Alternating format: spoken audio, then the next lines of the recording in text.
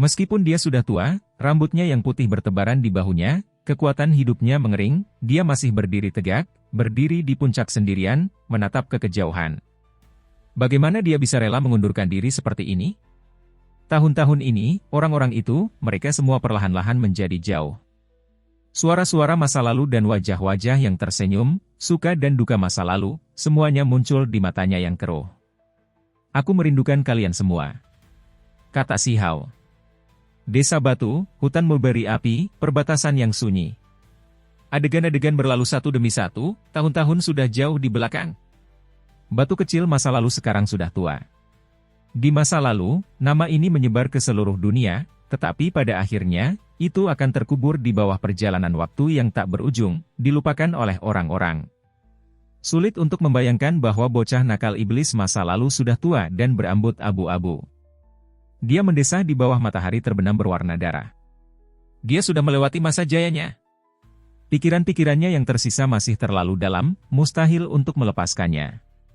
Dia secara misterius memasuki dunia ini, seolah-olah dia memotong semua karma dari dunia sebelumnya. Dia bahkan tidak bisa melihat beberapa teman akrabnya sebelum dia meninggal. Keruntuhan kaisar tidak ada habisnya, era besar tanpa akhir. Namun, apa hubungannya ini dengan dia? Si Hao seperti roh penyendiri yang mengembara di dunia manusia.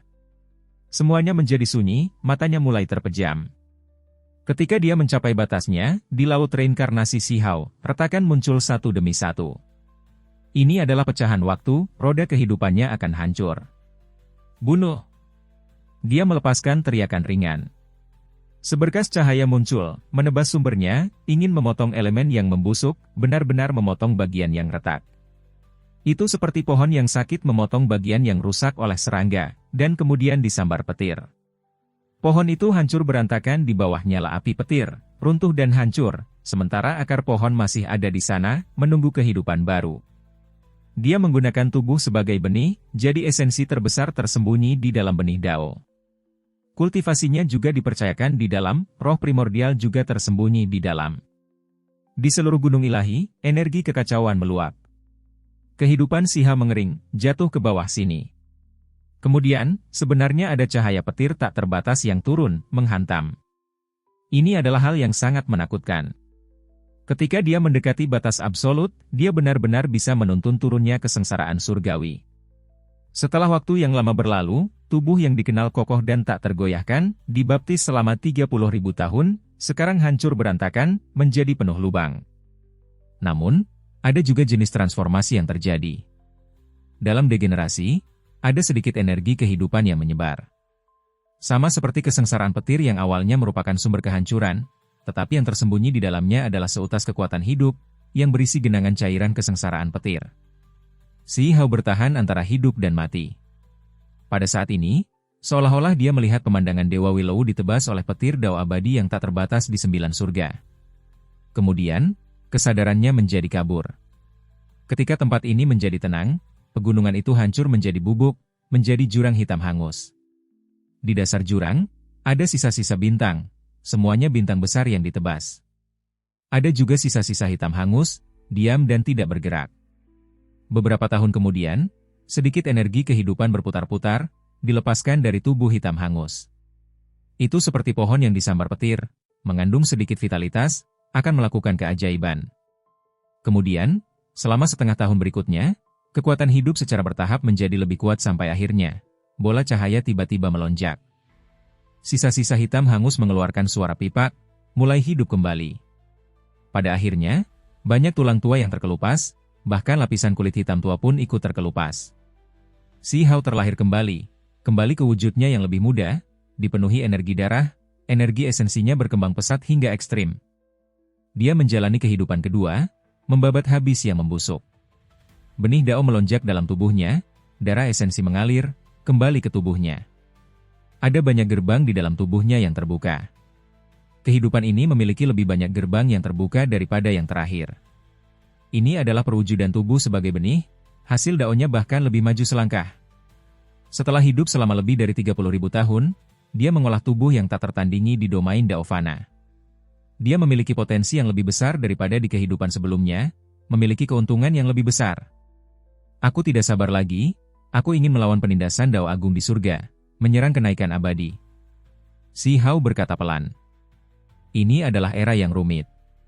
Bekas luka dari kematian kaisar, hukum abadi sejati yang menutupi kubah langit, jejak yang ditinggalkan oleh Raja Abadi.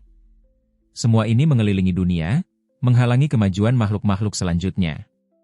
Bagi Si Hao, ini adalah zaman yang mengerikan. Namun, jika dia bisa berhasil dalam keadaan seperti ini, maka prestasinya benar-benar tak terbayangkan. Dalam kehidupan ini, Si Hao hanya keluar sekali. Setelah bertahun-tahun berlalu, dia pergi mencari obat umur panjang. Kemudian, dia meninggalkan semua pikiran lain, hanya fokus untuk mencapai keabadian.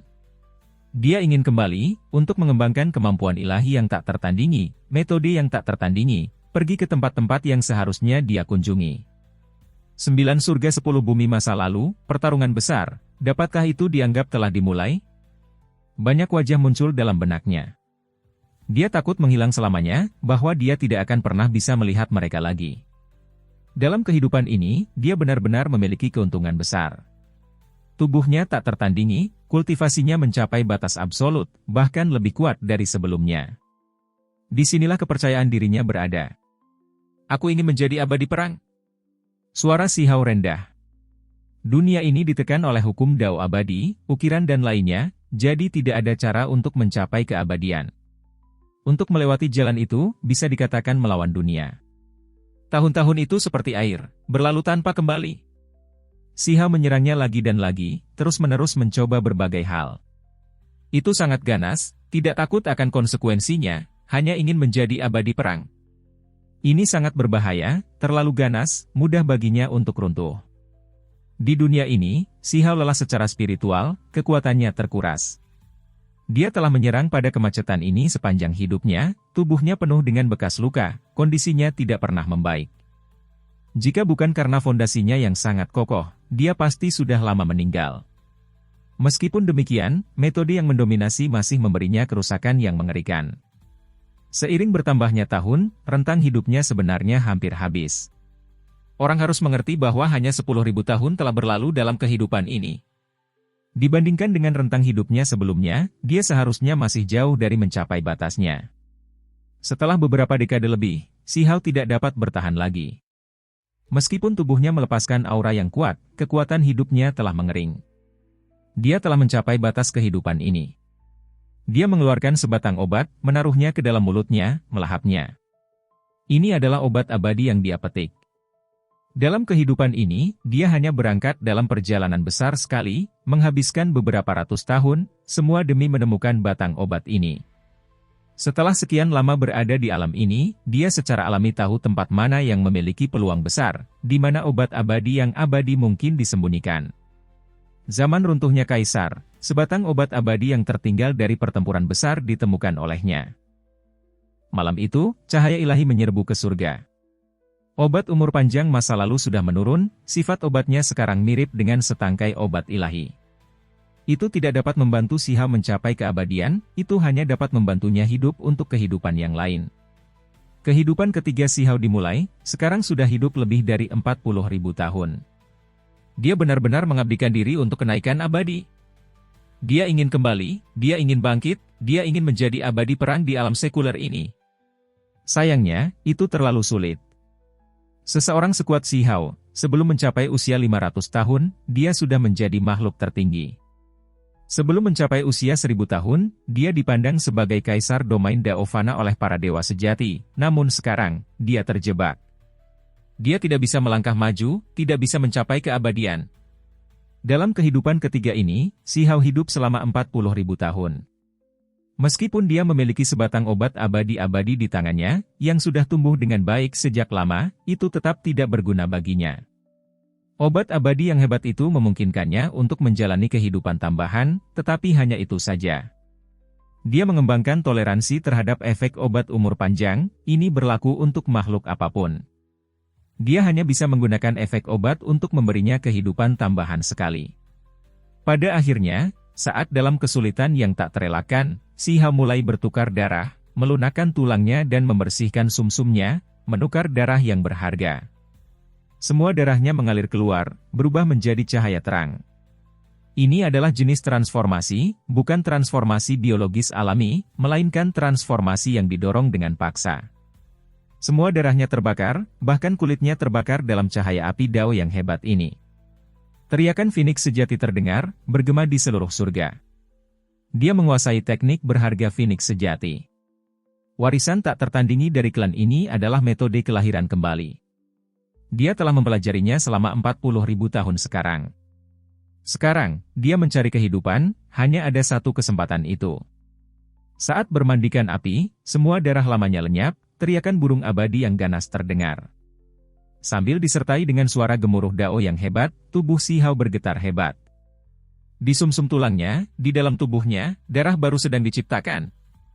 Dia berhasil menjalani kehidupan keempat. Rentang hidupnya dalam kehidupan ini sangat berlimpah, mampu hidup 50 hingga 60.000 tahun. Bersama dengan rentang hidup 3 dunia sebelumnya, ketika kehidupan keempat berakhir, Si Hao telah hidup selama lebih dari 126.000 tahun. Dalam kehidupan keempat ini, selama 50.000 tahun yang tak berujung, Si Hao tidak hanya berkultivasi dengan getir, mencoba menyerang pada kenaikan abadi, dia juga memahami semua jenis formasi. Di era runtuhnya Kaisar, pertempuran besar baru saja berakhir.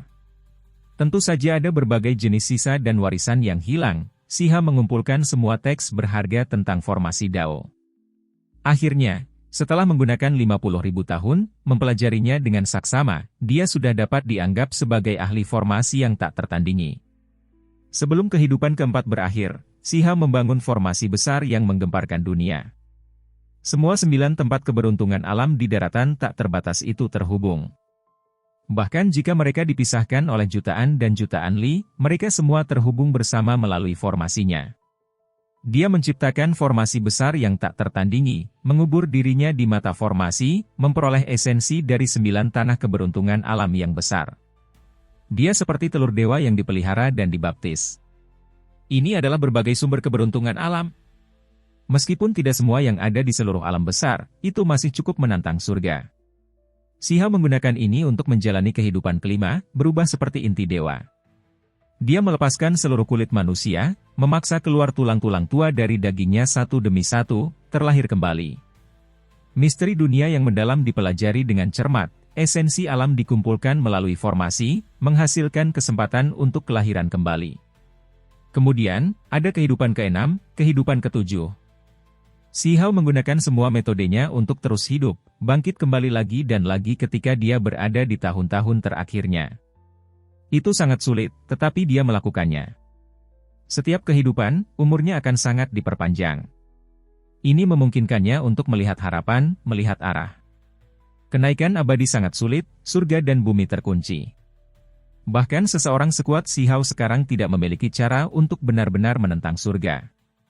Namun, saat ia terus menjalani satu kehidupan demi kehidupan, ini mungkin merupakan hal yang paling menentang surga tentang dirinya. Itu bahkan lebih mengerikan daripada benar-benar mencapai keabadian.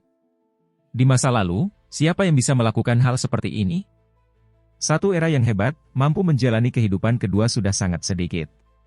Bahkan jika seseorang tidak mengatakan bahwa tidak ada yang bisa menjalani kehidupan ketiga, itu adalah sesuatu yang hanya muncul dalam legenda, mustahil untuk digunakan sebagai referensi. Si Hao telah hidup selama 7 kehidupan. Ini adalah sesuatu yang belum pernah terjadi sebelumnya sejak zaman kuno. Makhluk sekuat ini, biasanya, di lingkungan di mana kenaikan keabadian dimungkinkan, akan lama melakukannya. Di mana mereka perlu berjuang begitu banyak? Ketika Si Hao berusia 400.000 tahun, ia akhirnya menjalani kehidupan ke-8. Energi darahnya melonjak, energi yang kuat, memulihkan masa mudanya, berdiri di puncak seluruh hidupnya. Aku tidak butuh pengakuan dari apa yang disebut dunia. Bahkan jika aku terus hidup seperti ini, apakah aku akan lebih lemah dari makhluk Dao abadi? Si Hao meraung ke arah surga. 8 kehidupan akumulasi, keterampilan Dao-nya sekarang sangat hebat, tidak ada yang bisa menandinginya di Mortal Dao. Mungkin bisa dikatakan bahwa dia sudah memasuki level yang sama sekali berbeda. Jika seorang abadi sejati mengacungkan tangannya padanya, dia berani menghadapinya.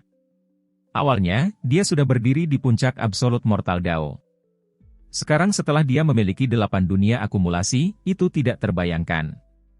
Keterampilan Daonya sebenarnya masih maju, ini tidak terbayangkan. Jika seseorang masih ingin menggunakan kata makhluk tertinggi untuk menggambarkan tingkat kultivasi Sihao, itu saja tidak cukup. Bahkan dengan gelar kaisar yang digunakan oleh para dewa sejati untuk menggambarkannya, itu masih terasa sedikit kurang. Hal ini terutama terjadi pada kehidupan kedelapannya, rentang hidupnya sangat panjang.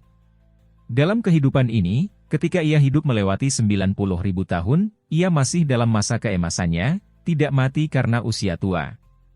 Sementara itu, saat ini, dengan 8 kehidupannya yang dijumlahkan, itu sudah 490.000 tahun.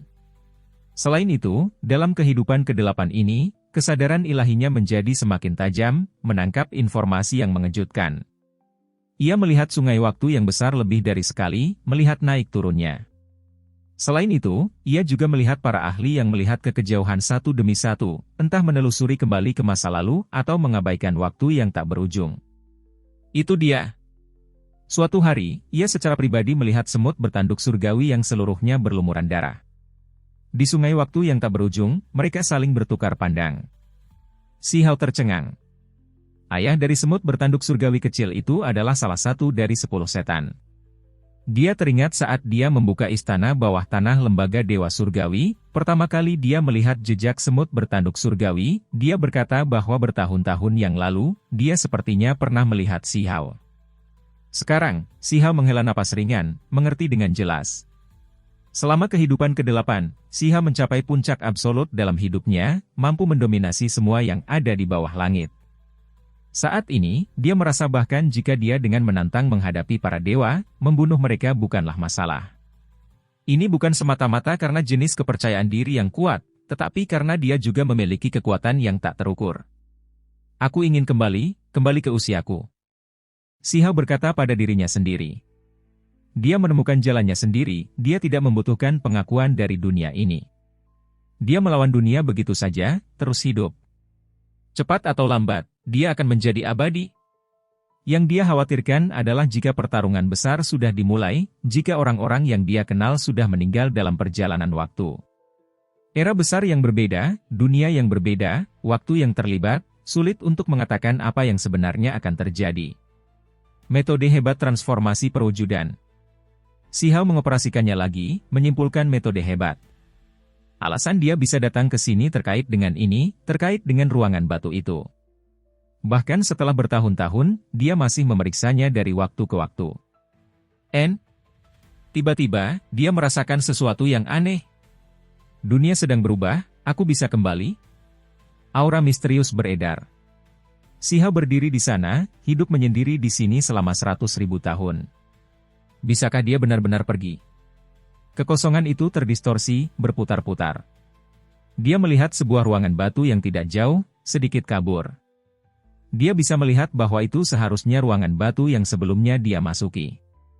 Dinding batu kasar itu meneteskan setetes darah, tepatnya setetes darah kuno yang misterius itu. Metode transformasi perwujudan yang hebat itu sangat mendalam dan misterius. Apakah semua zaman berubah, atau apakah dia hanya mengalami mimpi besar? Sulit bagi Sihao untuk mengatakannya dan agak sulit untuk menentukan dengan jelas. Dia melangkah maju. Namun, ketika dia mendekat, dia melihat bahwa ruangan batu itu melengkung, ada jalan lain. Itu sebenarnya mengarah ke sebuah makam. Tempat macam apa itu? Sihao terkejut. Di sebelah ruangan batu itu ada kuburan merah tua, menjulang satu demi satu, sama sekali tidak diketahui makhluk macam apa yang terkubur di bawahnya. Transformasi perwujudan, aku akan kembali suatu hari nanti. Sihao samar-samar bisa mendengar suara ini, bergema di tanah kaisar runtuh. Suara itu bergema melalui ruang batu yang tidak jelas tidak jauh dari sana, juga terdengar di kuburan yang sama kaburnya. Ketika Sihao melangkah maju, melangkah di jalan kembali, dia merasakan sesuatu di dalam, terguncang tak terlukiskan. Dia melihat ke arah kuburan ini. Fragmen waktu menari-nari, waktu mengalir seperti air. Cahaya warna-warni menyilaukan di sini, hujan cahaya terkonsentrasi, sangat misterius, mengelilingi seluruh kuburan. Sepertinya kediaman para ksatria mayat hidup, tampak agak familiar.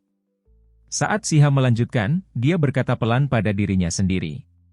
Tiba-tiba, dia melihat peti yang tidak terbuat dari logam, batu, atau kayu, materialnya istimewa.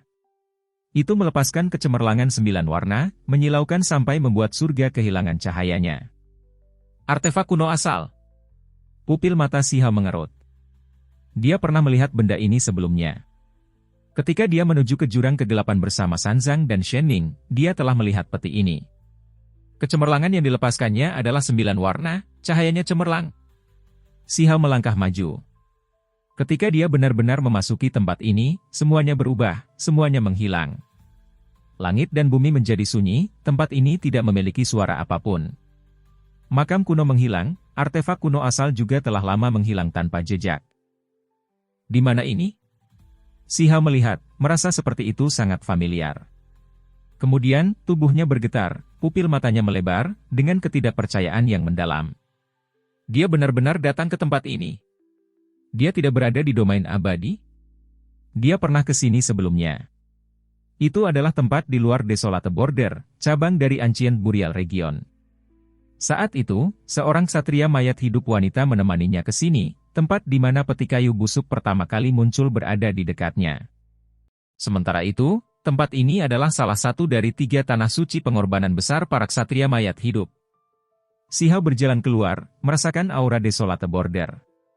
Tidak salah lagi, dia secara misterius meninggalkan Immortal Domain, kembali, langsung tiba di Desolate Border di luar Nine Heavenstein Earth. Pada saat itu, dia merasakan sesuatu. Ada tulang-tulang yang kuat di bawah tanah, tetapi pada saat yang sama, itu membuat hatinya sedikit bergetar, menghasilkan reaksi. Tulang-tulangku. Dia merasa ini tidak masuk akal, sulit dipercaya. Tanah dan batu terciprat ke segala arah, memperlihatkan beberapa tulang yang hancur. Kemudian, dia mengerti. Dengan menentang dan menjalani 8 kehidupan, kelahiran kembali di masa lalu, transformasi inti ilahi. Di antara mereka, ada beberapa kali ketika dia memotong tulang-tulang lamanya, tulang-tulang hancur yang dia kubur sendiri. Dia kembali, tetapi tulang-tulang itu terkubur di bawah tanah. Mereka sebenarnya ada di sini, di bawah bumi yang luas ini. Dia ingat saat itu, ketika ksatria mayat hidup wanita itu datang bersamanya, dia sebelumnya mengalami mimpi aneh. Pada saat itu, dia mengalami pengalaman keluar tubuh, seolah-olah jiwanya berubah menjadi kupu-kupu. Pada saat itu, ksatria mayat hidup wanita itu mengatakan bahwa dia sudah mati, tulang-tulangnya mungkin terkubur di sini, bahwa dia adalah keinginan yang tidak dapat binasa yang berubah menjadi kupu-kupu roh purba, menjelajahi dunia. Domain abadi, gua kuno, di luar ruang batu. Penguasa wilayah terlarang, tengkorak kristal, dan yang lainnya saat ini sedang menatap dinding batu. Pada akhirnya, mereka tercengang. Adegan berhenti, tempat terakhir yang mereka tunjuk adalah wilayah pemakaman. Ini di luar perbatasan Desolate? Bagaimana ini mungkin? Bahkan tulang lengan emas melepaskan fluktuasi kesadaran ilahi, membawa banyak pertanyaan.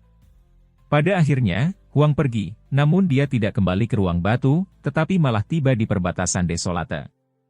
Dinding batu kasar hanya merekam arah yang dituju Si Hao. Bagian terakhir tidak termasuk dalam era besar itu, jadi tidak ada rekaman apapun. Ini sungguh aneh, terlalu aneh. Bola mata yang berdarah itu melepaskan fluktuasi kehendak ilahi. Sungguh aneh, beberapa hal terlalu menyeramkan.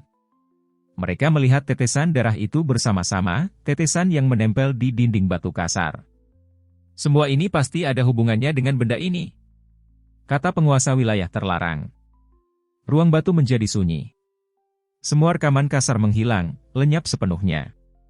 Pada akhirnya, tetesan darah ini juga diserap oleh dinding batu. Anjing kecil itu menggonggong. Ruangan batu ini bahkan menjadi sunyi tanpa fluktuasi apapun, tanpa mereka bereaksi.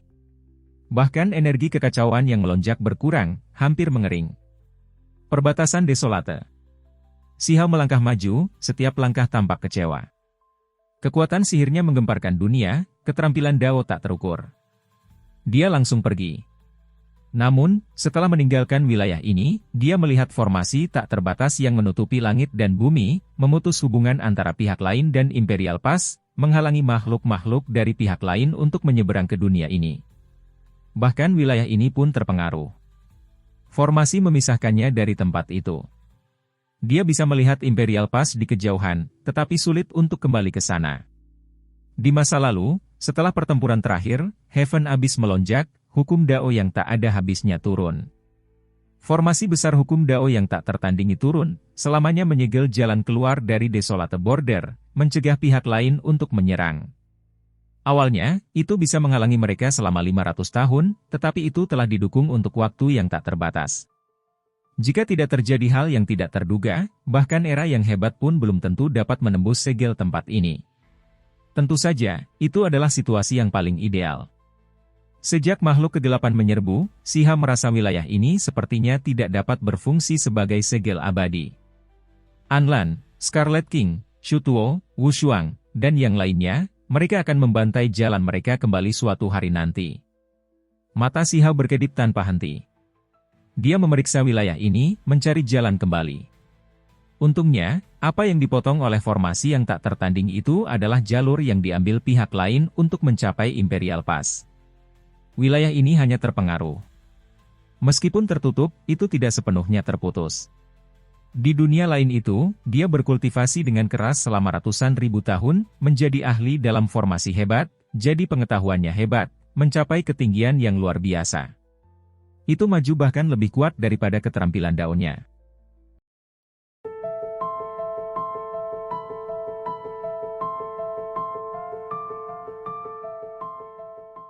Setelah ratusan ribu tahun, Si Hao telah menyimpulkan formasi ke tingkat yang tak tertandingi. Beberapa dekade kemudian, dia menghentikan deduksinya, menemukan jalan yang sulit. Dia berhenti setelah setiap langkah, secara bertahap berjalan keluar, menuju Imperial Pass. Bagus, ini bukan jalan utama yang ditutup, kata Si Hao sambil mendesah. Kalau tidak, kemungkinan besar dia tidak akan bisa kembali. Huang, kapan dia meninggalkan celah itu? Ketika dia tiba di bawah Imperial Pass, Si Hao berteriak.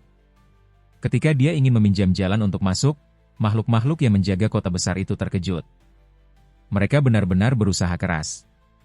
Hanya setelah menggunakan waktu beberapa dekade untuk berulang kali memastikan bahwa itu benar-benar dia, barulah dia diizinkan memasuki kota. Sekarang tahun berapa? Setelah kembali, Si Hao langsung menanyakan hal ini. Para ahli di kota ini langsung sedikit terkejut. Apa yang terjadi dengan Huang? Ketika dia mengetahui bahwa tahun-tahun tidak berubah, bahwa dia tidak melewatkan era yang hebat ini, Si Hao menghela napas lega, benar-benar rileks. Orang-orang ini memiliki semacam ilusi. Huang memiliki semacam kehadiran yang luar biasa, lebih menakjubkan daripada makhluk abadi sebelumnya. Apa yang terjadi padanya? Segera setelah itu, Si Hao menghilang dari tempat ini, benar-benar kembali ke 9 surga 10 bumi. Tuan? Naga merah itu berteriak, yang pertama kali menemukannya. Si Hao kembali ke istana kekaisaran, memicu alarm besar. Kamu? Mengapa kamu berubah? Orang-orang ini segera merasakan bahwa ada perubahan besar di mata Si Hao, membawa semacam kelelahan. Ini jelas merupakan hasil dari dibaptis oleh waktu yang tak berujung. Apa yang dia alami?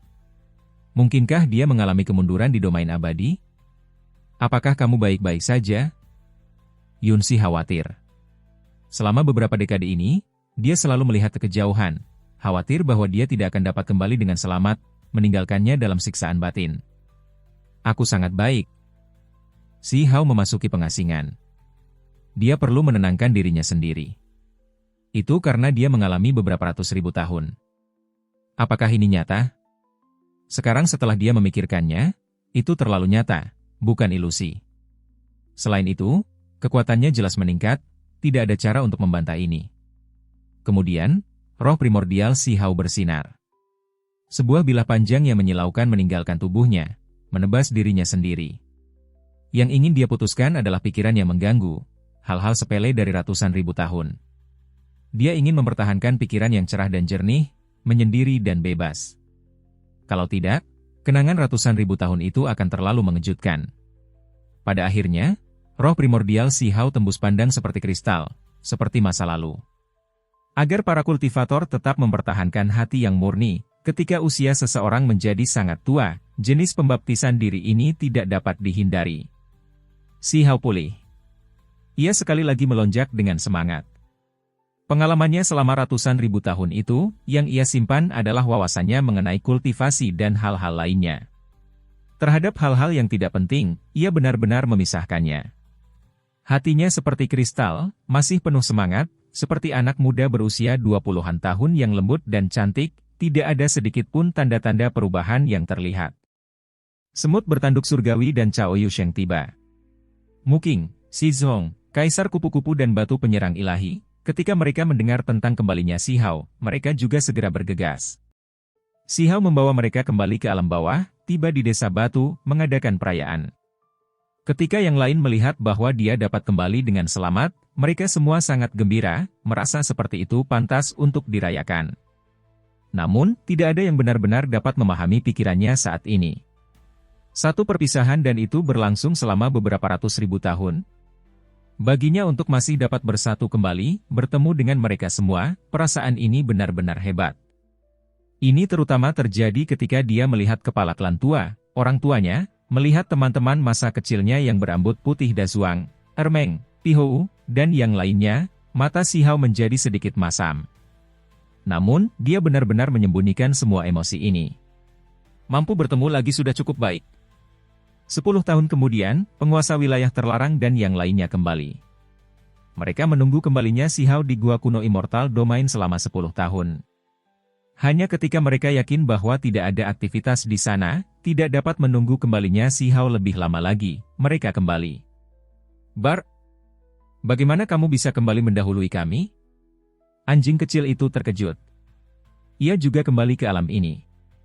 Hari itu, Si Hao dan penguasa wilayah terlarang mendiskusikan banyak hal secara terperinci, membicarakan apa yang terjadi, mengobrol untuk waktu yang sangat lama. Waktu terus berjalan, 100 tahun berlalu.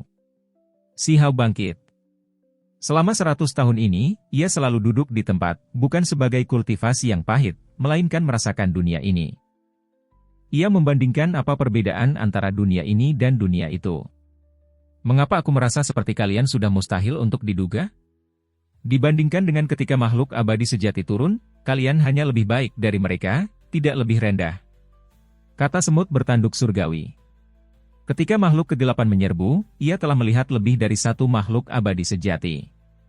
Keterampilan Daoku telah maju, aku menemukan jalan. Si Hao mengangguk. Kapan kita bisa mencari bagian selanjutnya dari kitab suci yang tidak dapat dihancurkan? Semut bertanduk surgawi menyebutkan masalah ini.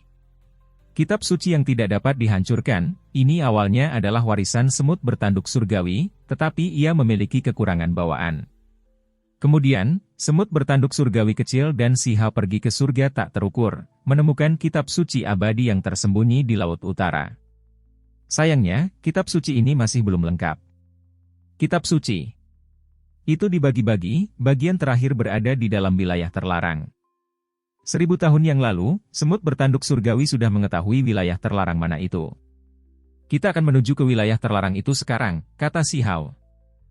Kita benar-benar akan pergi ke daerah terlarang? Semut bertanduk surgawi menelan ludah dengan susah payah. Dia sangat terkejut, karena dia hanya membicarakannya dengan santai. Dengan kultivasi Si Hao, bisakah mereka pergi ke sana? Menurut pendapat semut bertanduk surgawi, itu terlalu berbahaya. Mari kita lihat-lihat. Jika mereka membiarkan kita belajar dan mengamati di sekitar dinding batu, maka itu jelas yang terbaik. Jika mereka menolak, kita juga tidak akan memaksanya. Kata Si Hao. Semut bertanduk surgawi menatapnya dengan ekspresi bingung, dengan jelas merasakan bahwa Si Hao berbeda dari sebelumnya, tenang dan kalem, sangat tidak terganggu ketika menyebutkan daerah terlarang. Baiklah. Semut bertanduk surgawi selalu sangat berani, secara alami tidak takut. Dia memutuskan untuk melakukan perjalanan ke sana bersama Si Hao. Langit merah besar, bukit abadi yang jatuh. Ini adalah daerah terlarang kehidupan, dikabarkan bahwa bahkan jika itu adalah seorang abadi sejati yang datang, mereka tetap akan mati. Itulah sebabnya pegunungan besar ini memiliki nama abadi yang jatuh ini. Valen Immortal Ridge setinggi langit, gelap dan mendung, tidak memiliki sedikit pun kehidupan tanaman. Tandus dan sunyi selalu menjadi tema utamanya. Tempat itu terlalu luas. Beberapa punggung gunung berserakan secara acak, membentuk beberapa daerah terlarang yang besar, sangat menakutkan. Tidak seorang pun berani menerobos masuk, semua yang datang ke sini harus berhenti. Kalau tidak, mereka hanya bisa masuk, tetapi mereka tidak bisa keluar. Setelah bertahun-tahun yang tak berujung, tidak diketahui berapa banyak makhluk yang mati di depan bukit abadi yang jatuh. Orang bisa melihat bahwa punggung gunung pertama memiliki beberapa set tulang layu, menumpuk dalam lapisan tebal. Sihau dan semut bertanduk surgawi tiba. Mereka berdiri tinggi di langit, di ketinggian yang sama dengan puncak Valen Immortal Ridge ini, ekspresi mereka serius saat mereka memeriksa tempat ini. Ada energi abadi yang memenuhi area di antara punggung gunung, kabut abadi menyelimuti area itu. Ada kekuatan hidup yang dilepaskan dari beberapa daerah yang subur dan hijau, orang bisa samar-samar mencium aroma obat abadi yang keluar. Ini adalah tempat-tempat di mana makhluk-makhluk di daerah terlarang itu tinggal. Semut bertanduk surgawi ingin bertemu dengan para senior di bukit abadi yang jatuh. Semut bertanduk surgawi berbicara dengan sangat sopan. Suaranya agak lembut agar tidak mengganggu beberapa makhluk yang sedang tidur. Dia percaya bahwa pasti ada orang-orang di dalam sana yang terjaga di masa-masa ini. Ini adalah zaman tanpa kultivasi. Pertarungan besar akan segera tiba. Klan mana yang berani tidak waspada? Benar saja, ketika dia baru saja berbicara, ada seseorang yang keluar dari dalam Valen Immortal Ridge yang besar, membawa aura yang sangat menakutkan. Kabut abu-abu membumbung tinggi. Makhluk ini terbang tinggi ke langit, menatap sihau dan semut bertanduk surgawi dari jauh. Dia berwujud manusia, matanya dingin, tidak memiliki sedikit pun jejak emosi. Dia tidak mengatakan sepatah kata pun, hanya menatap keduanya begitu saja. Kemudian, dua makhluk yang lebih muda muncul. Mereka seharusnya adalah para kultivator dunia saat ini, bukan orang-orang aneh kuno yang telah tertidur sejak zaman kuno. Mereka muncul di sisi individu yang menakutkan itu, satu di sebelah kiri, satu di sebelah kanan. Siapa kamu? Salah satu anak muda itu bertanya dengan dingin, melihat ke arah Sihau. Huang, aku memberi hormat kepada teman-teman Dao. Sihau menjawab. Itu kamu? Untuk apa kamu datang ke sini? Orang itu berteriak. Semut bertanduk surgawi mengerutkan kening. Bahkan dia merasakan permusuhan anak muda itu. Dia tahu bahwa perjalanan ini kemungkinan besar akan berakhir dengan kegagalan, bahkan mungkin menimbulkan masalah. Benar saja, wilayah terlarang itu menakutkan, bukan tempat yang bisa didekati dengan mudah. Kami datang untuk kitab suci yang tidak dapat dihancurkan. Sihau sangat tenang, tidak ternoda oleh api manusia, seolah-olah dia hanya mengobrol seperti biasa. Kamu masih berani datang ke sini? Teruslah bermimpi. Permusuhan kedua anak muda itu kuat, mata mereka dingin, niat membunuh tersembunyi di dalam. Semut bertanduk surgawi terkejut. Mereka tidak pernah berinteraksi dengan wilayah terlarang ini, mengapa keduanya seperti ini?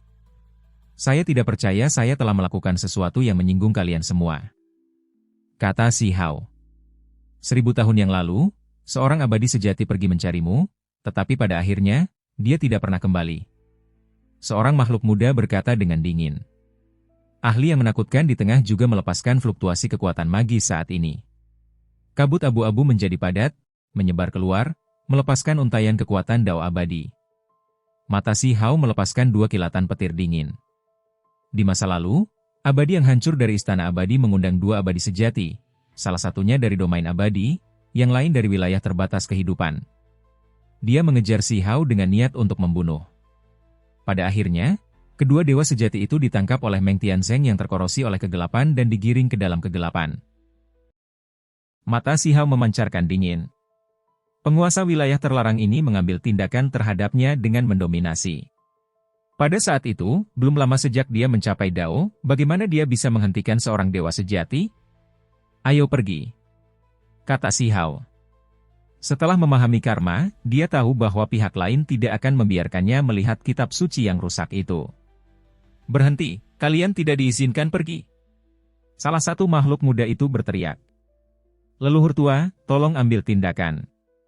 Mungkinkah dewa sejati klan kita mati sia-sia? Kata orang lain. Jelaslah bahwa orang yang ada di antara keduanya adalah seorang individu Dao abadi, kekuatannya sangat menakutkan.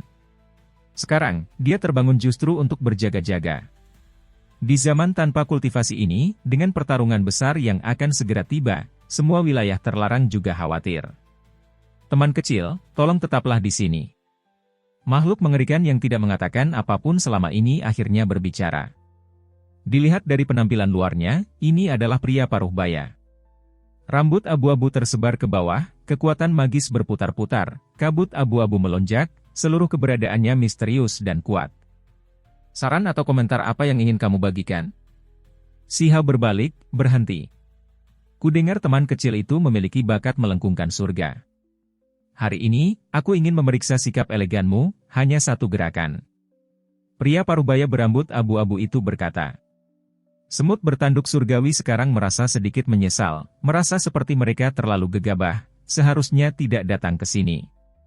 Namun, yang membuatnya tercengang adalah bahwa si Hao tidak ragu-ragu, dengan dingin dan tenang berkata, baiklah. Segera setelah itu, pria parubaya itu mengambil tindakan, kristal jari seperti giok, tetapi sangat besar. Seolah-olah pilar penyangga surga turun, membawa aura dao abadi, menghancurkan si Hao. Jari abadi sejati. Jenis kekuatan ini, jika menyerang makhluk tertinggi, itu sudah cukup untuk langsung menekan dan membunuh. Yang tidak diharapkan siapapun adalah bahwa si Hao tidak menghindar atau mengelak, tidak juga menarik pedang abadi-abadi, juga melepaskan jari, berkilau dan menyilaukan. Kekosongan bergetar. Kedua jari itu saling beradu, dao besar beriak keluar, sangat mengerikan. Pada akhirnya, apa yang disebut hukum dao tersebar di antara mereka berdua, tidak memengaruhi yang lain. Pria paruh baya berambut abu-abu itu langsung tercengang, matanya melonjak dengan cahaya, menatap tajam ke arah si Hao, dengan ketidakpercayaan total. Dia adalah seorang abadi sejati, mungkinkah dia bahkan tidak bisa menaklukkan seorang kultivator dao fana? Si Hao tetap sangat tenang. Dia berdiri di sana, sama sekali tidak tergerak, berkata, selamat tinggal. Semut bertanduk surgawi terkejut. Dia bisa melihat bahwa si Hao benar-benar dengan paksa menghentikan seorang abadi sejati. Ini bukan abadi yang hancur, melainkan makhluk sejati, yang sangat menakutkan dan kuat. Si Hao membawa semut bertanduk surgawi ke kejauhan, menghilang begitu saja. Leluhur tua, mengapa kamu tidak menangkapnya? Salah satu anak muda menyuarakan kebingungannya. Pria parubaya berambut abu-abu itu masih dalam keadaan linglung, merasa sangat sulit untuk menerima ini. Pada akhirnya, dia berkata, segalanya akan menjadi sangat kacau sekarang. Apa? Kedua anak muda itu sama-sama khawatir. Huang memang hebat, sungguh sulit dipercaya. Dia benar-benar bisa menghadapi jari abadi sejati dengan tenang, kata pria parubaya berambut abu-abu itu. Dia benar-benar sehebat ini? Kalau begitu kita harus mengundang pemimpin klan kita untuk langsung menghancurkannya sampai tubuh dan jiwanya musnah. Aku menolak untuk percaya bahwa dia bisa terus hidup. Kalau begitu, ambil tindakan lagi. Kedua pemuda itu berbicara satu demi satu. Pria parubaya berpakaian abu-abu itu menggelengkan kepalanya. Pemimpin klan telah menyimpulkan bahwa orang ini terlalu luar biasa, klan kita seharusnya tidak terlalu terlibat dengannya. Tindakanku hari ini mungkin melanggar tabu. Semua karena orang seperti dia. Jika pemimpin klan mengambil tindakan, dia akan mati tanpa tempat pemakaman. Salah satu makhluk muda itu berbicara, tidak dapat menerima ini. Jika kita menyerangnya tetapi tidak bisa membunuhnya, tidak akan ada akhir dari masalah ini. Pria parubaya itu menghela napas pelan, berkata pelan, Huang ini memiliki beberapa orang tua aneh di sisinya. Meskipun mereka tidak dapat memulihkan kejayaan masa lalu mereka kemungkinan besar dapat membantunya melarikan diri. Selain itu, anak muda manusia ini juga memiliki beberapa hal yang agak menakutkan. Niatnya jelas. Bahkan jika mereka ingin menyingkirkan Huang, mereka mungkin belum tentu berhasil. Si Hao kembali ke salah satu istana besar di Istana Kekaisaran, duduk dengan tenang, berpikir lama. Pada hari yang sama, seekor ayam jantan besar yang mengalir dengan cahaya warna-warni 5 warna membawa seorang tetua berkaki 1, turun dari atas. Ini adalah orang yang dikenalnya, utusan dari wilayah lain yang dibatasi kehidupan. Selama perang di perbatasan Desolate, dia sebelumnya mengunjungi Imperial Pass, menanyakan informasi mengenai peti kayu busuk. Aku benar-benar tidak pernah menyangka kamu memiliki gaya seperti ini hari ini. Ketika tetua berkaki 1 itu bertemu Si Hao, dia mengungkapkan ekspresi aneh, sangat terkejut. Si Hao dengan sopan mengundangnya masuk. Dia tersenyum dengan tenang, tetapi tidak banyak bicara. Kekacauan besar akan segera dimulai, kau harus berhati-hati. Kata tetua berkaki 1 itu. Kemudian, dia menyebutkan kejadian masa lalu lagi. Putri klanku mungkin memilih pendamping Dao, apakah kau tertarik untuk melakukan perjalanan di sekitar wilayah terlarang kita? Si Hao menggelengkan kepalanya. Terima kasih banyak atas niatmu, aku sudah punya pendamping Dao. Semakin kau menolak, semakin tidak mau putri klanku kurasa, semakin tidak nyaman dia akan merasa. Tetua berkaki satu itu menggelengkan kepalanya, menghela napas. Si Hao duduk di sana dengan tenang, aura yang tak terlukiskan yang dia lepaskan bahkan membuat tetua berkaki satu itu khawatir dalam hati. Alasan saya datang ke sini hari ini adalah karena saya punya berita untuk diberitahukan kepada Anda. Di masa lalu, sebelum pasukan Immortal Domain pergi, mereka sebelumnya meninggalkan obat mujarab yang sangat berharga untuk makhluk abadi yang hancur di Immortal Palace. Sekarang setelah 1000 tahun berlalu, dia mungkin telah bangkit kembali. Kata tetua berkaki satu itu. Jadi bagaimana jika dia pulih? Si Hao sangat tenang, tidak merasa takut. Saya mendengar bahwa ada orang-orang dari Valen Immortal Ribgi yang pergi untuk menghubunginya. Anda harus berhati-hati, dia mungkin akan meninggalkan gunung. Jika dia berani datang, maka saya akan membunuhnya. Kata si Hao dengan dingin. Tidak diketahui mengapa, tetua berkaki satu itu merasakan gelombang alam. Dia tidak bisa melihat melalui anak muda ini, kehadirannya bahkan tidak lebih lemah dari makhluk umur panjang klannya.